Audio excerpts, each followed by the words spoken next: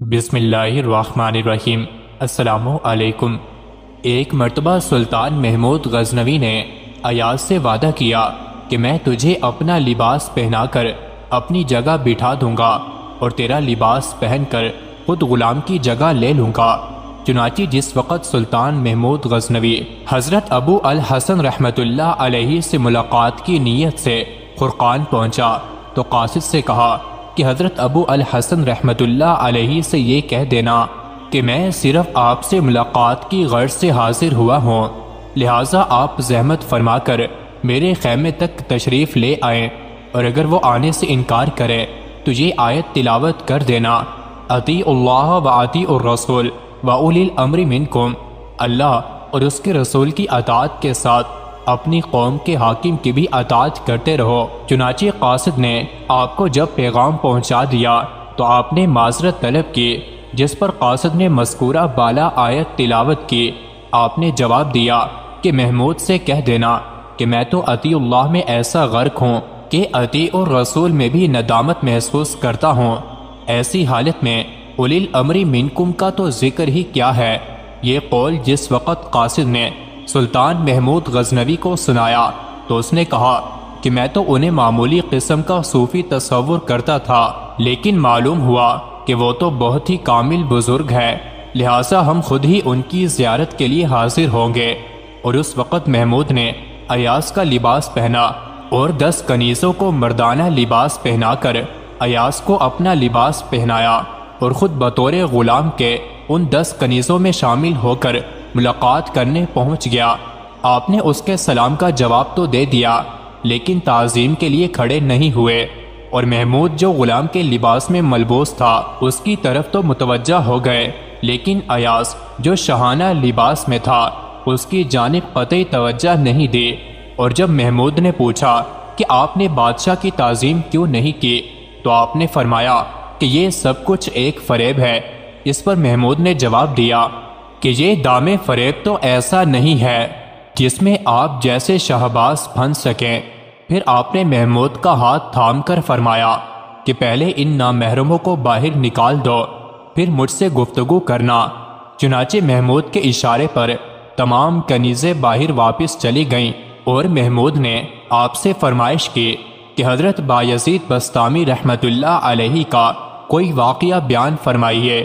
آپ نے فرمایا کہ حضرت بایزید رحمۃ اللہ علیہ کا قول یہ تھا کہ جس نے میری زیارت کر لی اس کو بدبختی سے نجات حاصل ہو گئی۔ اس پر محمود نے پوچھا کہ کیا ان کا مرتبہ حضور نبی کریم صلی اللہ علیہ وسلم سے بھی زیادہ بلند تھا؟ اس لیے کہ حضور نبی کریم صلی اللہ علیہ وسلم کو ابو جہل و ابو لہب جیسے منکرین نے دیکھا، پھر بھی ان کی بدبختی دور نہ ہو سکی۔ آپ نے فرمایا کہ محمود، ادب کو ملحوظ رکھتے ہوئے اپنی ولایت میں تصرف نہ کرو، کیونکہ حضور نبی کریم صلی اللہ علیہ وسلم کو خلفائے اربعہ اور دیگر صحابہ کے سوا کسی نے نہیں دیکھا، جس کی دلیل یہ آیت مبارک ہے: وَتَرَاهُمْ يَنْظُرُونَ إِلَيْكَ وَهُمْ لَا يُبْصِرُونَ۔ اے نبی صلی اللہ علیہ وسلم، آپ ان کو دیکھتے ہیں جو آپ کی جانب نظر کرتے ہیں، حالانکہ وہ آپ کو نہیں دیکھ سکتے۔ یہ سن کر محمود بہت محظوظ ہوا، پھر آپ سے نصیحت کرنے کی خواہش کی تو آپ نے فرمایا کہ نواہی سے اجتناب کرتے رہو، با جماعت نماز ادا کرتے رہو، سخاوت و شفقت کو اپنا شعار بنا لو۔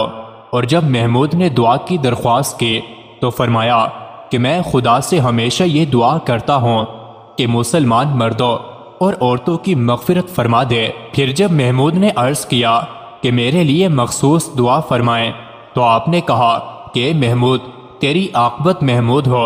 اور جب محمود نے اشرفیوں کا ایک تھیلا آپ کی خدمت میں پیش کیا تو آپ نے جو کی خشک ٹکیا اس کے سامنے رکھ کر حکم دیا کہ اس کو کھاؤ۔ چنانچہ محمود نے جب توڑ کر منہ میں رکھا اور دیر تک چبانے کے باوجود بھی جب حلق سے نہ اترا تو آپ نے فرمایا کہ شاید نوالا تمہارے حلق میں اٹکا ہے۔ اس نے کہا ہاں، تو فرمایا کہ تمہاری یہ خواہش ہے کہ اشرفیوں کا یہ تھیلا اسی طرح میرے حلق میں بھی اٹک جائے، لہٰذا اس کو واپس لے لو، کیونکہ میں دنیاوی دولت کو طلاق دے چکا ہوں۔ اور محمود کے بے حد اصرار کے باوجود بھی آپ نے اس میں سے کچھ نہ لیا۔ پھر محمود نے خواہش کی کہ مجھ کو بطور تبرک کے کوئی چیز عنایت فرما دیں۔ اس پر آپ نے اس کو اپنا ایک پیرہن دے دیا۔ پھر محمود نے رخصت ہوتے ہوئے عرض کیا کہ حضرت آپ کی خانگاہ تو بہت خوبصورت ہے۔ فرمایا کہ خدا نے تمہیں اتنی وسیع سلطنت بخش دی ہے، پھر بھی تمہارے اندر طمع باقی ہے اور اس جھوپڑی کا بھی خواہش مند ہے۔ یہ سن کر اس کو بے حد ندامت ہوئی، اور جب وہ رخصت ہونے لگا تو آپ تعظیم کے لیے کھڑے ہو گئے۔ اس نے پوچھا کہ میری آمد کے وقت تو آپ نے تعظیم نہیں کی، پھر اب کیوں کھڑے ہو گئے؟ فرمایا کہ اس وقت تمہارے اندر شاہی تکبر موجود تھا اور میرا امتحان لینے آئے تھے، لیکن اب عاجزی و درویشی کی حالت میں واپس جا رہے ہو۔ چنانچہ اس کے بعد سلطان محمود غزنوی رخصت ہو گیا۔ مزید ایسی ہی ویڈیوز کے لیے چینل کو ضرور سبسکرائب کریں۔